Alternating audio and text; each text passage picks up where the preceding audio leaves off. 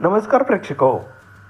तू हिरे माझं मितवा मालिकेच्या आजच्या भागात वल्लरीच्या हाताला ईश्वरीच्या घरचे फोटो लागलेले आहेत.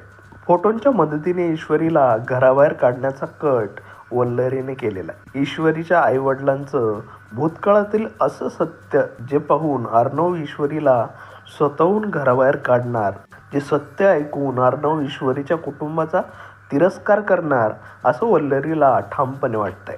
प्रेक्षको, आता हे सत्य काय आहे याबद्दल तुम्हाला काही अंदाज असेल तर कमेंट करून नक्की सांगा. इकडे अर्णव आणि ईश्वरी मॅरेज अॅनिव्हर्सरी संपवून घरी येतात. घर आलं तरी ईश्वरीला कळत नाही, तिची वेगळीच तंद्री लागलेली आहे. ती सध्या अर्णवच्या अखंड प्रेमात बुडाली. अर्णव तिला शुद्धीत आणून घर आलं म्हणून सांगतो. ईश्वरी त्याला म्हणते, मन हवेत उडाल्यासारखं हलकं आणि छान वाटत होतं. अर्णवला वाटतं की कार्यक्रम छान झाला आहे. ईश्वरीच्या बाबांची तब्येतही सुधारती आहे, त्यामुळे मिस इंदोर खुश आहे. अर्णव तिला विचारतो की सगळं ठीक आहे ना मिस इंदोर. एवढं बोलणारी तू गाडीत पूर्ण वेळ शांत बसली होतीस. यावर ईश्वरी म्हणते, नाही, मी आणि शांत असं होऊच शकत नाही. मनातल्या मनात बोलत होते मी. मनामध्ये विचारांचं ट्रॅफिक जाम झालं होतं. तुम्ही पण बोलत होतात. मग अर्णव म्हणतो, नक्कीच हे स्वप्न होतं, कारण तुझ्या बोलण्याची लेवल मी कधीच मॅच करू शकत नाही. अर्णवच्या लक्षात येतं की हिला काहीतरी झालेलं आहे. त्यानंतर अर्णव तिला गाडीतून खाली उतरवतो.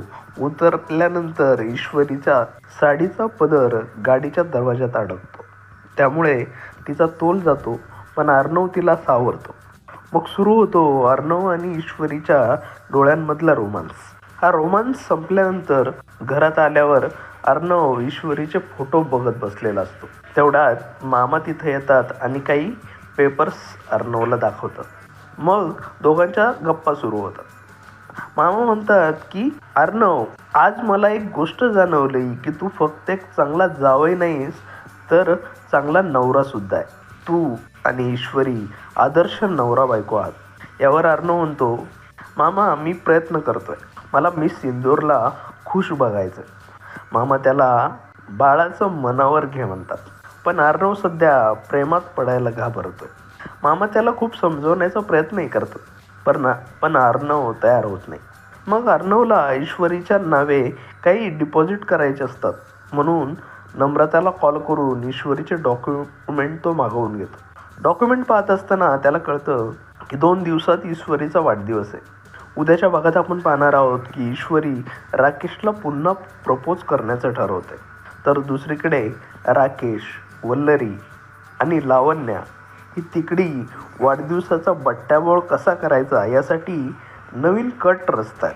तर प्रेक्षको, वल्लरीचं सत्य ऐकून अर्णव ईश्वरीला दूर करेल का? तुम्हाला काय वाटतं ते कमेंट करून सांगा. त्याचबरोबर व्हिडिओ आवडला असेल तर व्हिडिओला लाईक करा, शेअर करा आणि चॅनलला सबस्क्राईब करायला अजिबात विसरू नका. धन्यवाद.